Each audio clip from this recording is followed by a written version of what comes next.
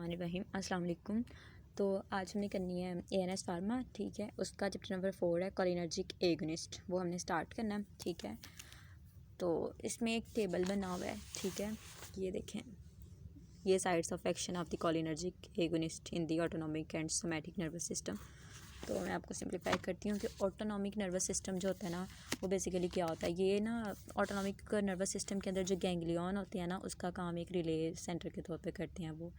और गैंग्लियन होते क्या है बेसिकली, ये ना कलेक्शन ऑफ न्यूरोनल बॉडीज़ को हम कहते हैं गैंग्लियन। और ये हमारे पेरिफेरल नर्वस सिस्टम को और सेंट्रल नर्वस सिस्टम दोनों को कनेक्ट करते हैं।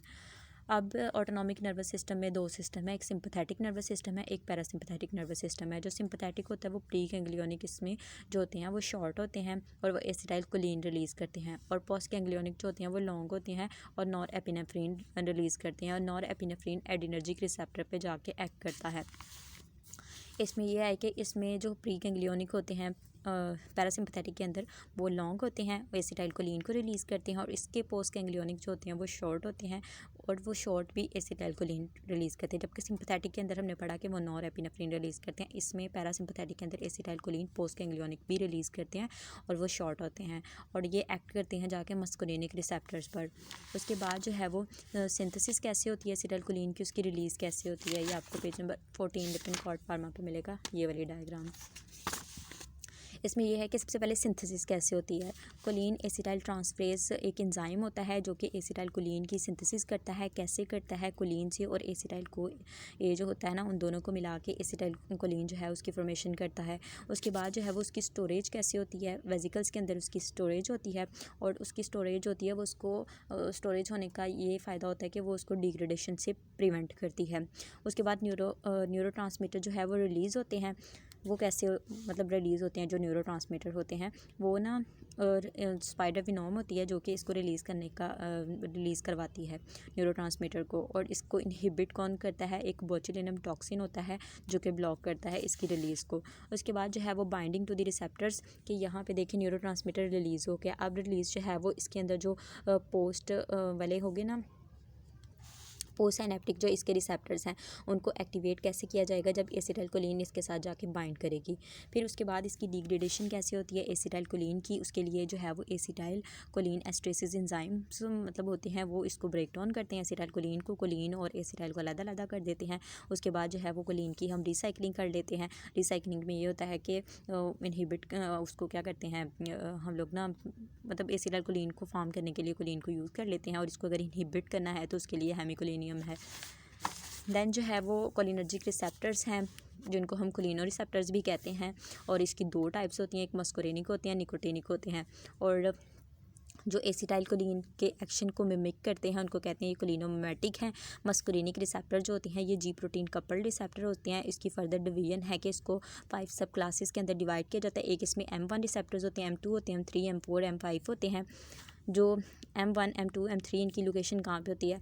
M1 रिसेप्टर जो होते हैं वो हमारी GAT के अंदर होते हैं। जो M2 रिसेप्टर्स होते हैं वो हार्ट के अंदर होते हैं, स्मूथ मसल्स के अंदर होते हैं।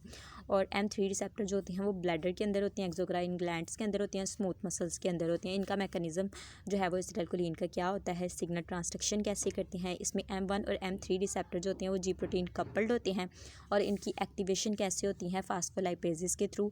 और जो है वो उसकी सेकंड मैसेंजर की प्रोडक्शन होती है, उसमें IP3 और DAG है। IP3 का क्या काम होता है, जो इसका काम ये होता है कि ये कैल्शियम को इंक्रीज़ करा देते हैं, हाइपर पोलराइजेशन करते हैं। कैल्शियम इसकी वजह हाइपर पोलराइजेशन होगी तो सिक्रीशन बहुत ज़्यादा हो जाएगी, सिक्रीशन बहुत ज़्यादा होगी तो कंट्रैक्शन बहुत ज़्यादा हो जाएगी। और डाइसाइल जो ये ग्लिसरॉल है, इसका काम ये होता है कि ये प्रोटीन काइनेज को एक्टिवेट करती है। उसके बाद जो M2 रिसेप्टर्स होते हैं जो कि कार्डिक रिसेप्टर्स हैं, कार्डिक मसल्स पे ये रिसेप्टर्स होते हैं और ये इनहिबिट करते हैं एडिनाइल साइक्लेज को।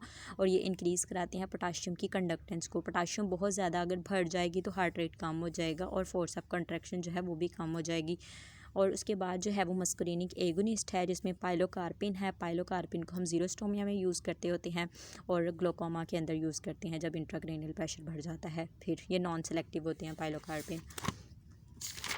देन हमारे पास निकोटिनिक रिसेप्टर्स हैं। निकोटिनिक रिसेप्टर्स जो होते हैं इनकी लोकेशन कहाँ पे होती है, ये ना इसकी स्ट्रॉन्ग अफिनिटी होती है फॉर दी एसिटाइलकोलिन, ठीक है।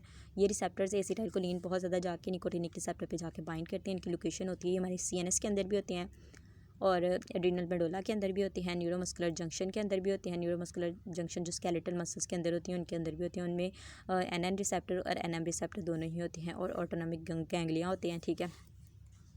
ये लाइगेंड गेटेड आयन चैनल है, आइनोट्रोपिक रिसेप्टर्स है इसके लिए, और गैंग्लियोनिक रिसेप्टर्स भी हैं जो कि ब्लॉक, जिसको अगर गैंग्लियोनिक रिसेप्टर्स भी इसके लिए होती है, और उन गैंग्लियोनिक रिसेप्टर्स को ब्लॉक कैसे किया जाता है बताया है यहाँ पे कि इनकी लोकेशन ऑटोनॉमिक गैंग्लिया के अंदर है। तो अब उन गैंग्लियोनिक रिसेप्टर को ब्लॉक करना है तो उसके लिए कैमिलामाइन है। उसके बाद जो न्यूरोमस्कुलर जंक्शन रिसेप्टर्स हैं उनको ब्लॉक करेंगे एट्राक्यूरियम से। उसके बाद डायरेक्ट एक्टिंग कोलिनर्जिक एगोनिस्ट है जो कि कोलिनर्जिक एगोनिस्ट होते हैं, उनको कौन मिमिक करता है, एसिटाइलकोलिन। उसके इफेक्ट को कैसे, by binding to the muscarinic nicotinic receptors के साथ बाइंड करके। उसके दो ग्रुप्स होते हैं, एक एस्टर ग्रुप है, दूसरा अल्कलाइड्स ग्रुप है। देन ये है कि एसिटाइलकोलिन जो है ये क्वाटिनरी अमोनियम कंपाउंड है, और क्वाटिनरी अमोनियम कंपाउंड जो होती हैं वो पोलर होते हैं, हाइड्रोफिलिक होते हैं, और जो पोलर होते हैं और हाइड्रोफिलिक होते हैं वो ब्लड ब्रेन बैरियर को क्रॉस नहीं कर सकते, क्योंकि जो लिपोफिलिक जिनकी नेचर हो वही ब्लड ब्रेन बैरियर को क्रॉस कर सकते हैं, हाइड्रोफिलिक वाले नहीं क्रॉस कर सकते। और पैरासिम्पथेटिक न्यूरोट्रांसमीटर होते हैं ये जो एसिटाइलकोलिन है, ये रैपिड इनएक्टिवेट करते हैं कोलिनेस्टेसिस को, और इसका एक्शन जो होता है वो शॉर्ट ड्यूरेशन ऑफ एक्शन होता है, 5 to 30 सेकेंड के लिए होता है, शॉर्ट ड्यूरेशन एक्शन होता है। थेरेपेटिक इफेक्ट भी इसके काम होते हैं। क्या क्या इफेक्ट होते हैं वो देखते हैं। ये ना हमारी हार्ट रेट को कम कर देता है, कार्डिक आउटपुट को कम कर देता है। कैसे काम करता है, एसिटाइलकोलिन जो है वो इंक्रीज़ करा देता है, वेगल स्टिमुलेशन को इंक्रीज़ करा देता है, और कार्डिक आउटपुट और हार्ट रेट को कम कर देता है। अब ब्लड प्रेशर को डिक्रीज़ कैसे कराता है, क्योंकि हार्ट के रिसेप्टर्स होते हैं जो है वो M2 रिसेप्टर जो होते हैं वो कार्डिक रिसेप्टर्स हैं, और ये ना जी इनहिबिटरी हैं, ठीक है, और CMP के लेवल को कम करते हैं, ब्लड प्रेशर को कम कर देते हैं। ब्लड प्रेशर कम होगा तो वेज़ोडाइलेशन होगी, और वेज़ोडाइलेशन जो है वो एसिटाइलकोलिन वेज़ोडाइलेशन काज करता है, पैरासिम्पथेटिक है। M3 रिसेप्टर जो होते हैं वो होते हैं ब्लड वेसल्स होता है ना, ब्लड वेसल्स के अंदर स्मूथ मसल्स होते हैं, ठीक है, वो क्या करते हैं कि नाइट्रिक ऑक्साइड को रिलीज़ करते हैं। नाइट्रिक ऑक्साइड जाके डिफ्यूज़ करता है स्मूथ मसल्स के साथ, और वहाँ पर जाके प्रोटीन काइनेज जी की प्रोडक्शन करता है, हाइपरपोलराइजेशन करता है, और स्मूथ मसल्स को रिलैक्स करता है। उसके बाद जो है वो GIT पर इसके क्या इफेक्ट होते हैं, ये स्लाइवरी और गैस्ट्रिक एसिड की सिक्रीशन को, इंटेस्टाइनल सिक्रीशन को, और GIT की मोटिलिटी को बहुत ज़्यादा इंक्रीज़ करा देता है। ब्रोंक्यूलर सिक्रीशन को इंक्रीज़ करा देता है। ब्रोंक्यूलर सिक्रीशन इंक्रीज़ होगी तो ब्रोंको कंस्ट्रिक्शन होगी, ब्रोंको कंस्ट्रिक्शन होगी तो फिर जाहिर सी बात है एस्थमा होने के चांसेस बहुत ज़्यादा हो जाएंगे, बंदे को सांस लेने में डिफ़िकल्टी होगी। मेथाकोलिन जो होती है वो डायरेक्ट एक्टिंग है यूज़ करने के लिए एस्थमा के लिए। आई के अंदर जो है वो म्योसिस काज कर देता है ये।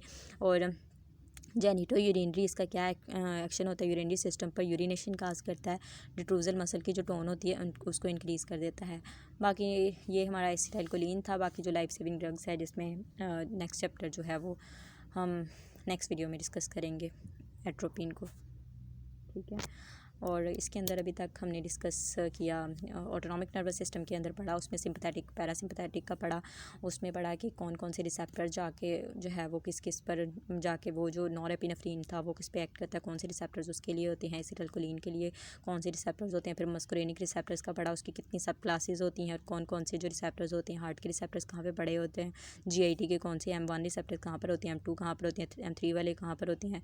एसिटाइलकोलिन के हमने इफेक्ट पढ़े, ठीक है, कि वो इतने ज़्यादा थेरापेटिक इफेक्ट नहीं होते, शॉर्ट ड्यूरेशन ऑफ एक्शन होता है। हमारे CVS पे क्या इफेक्ट होता है, हार्ट रेट को, कार्डिक आउटपुट को कम करता है, ब्लड प्रेशर को कम करता है, GIT के अंदर सिक्रीशंस को बढ़ा देता है, ब्रोंको कंस्ट्रिक्शन के चांसेस बढ़ जाते हैं, आई के अंदर म्योसिस काज करा देता है, उसके अंदर यूरिनरी सिस्टम के अंदर जो है वो डिट्रोजल मसल की टोन को इंक्रीज़ कर देता है।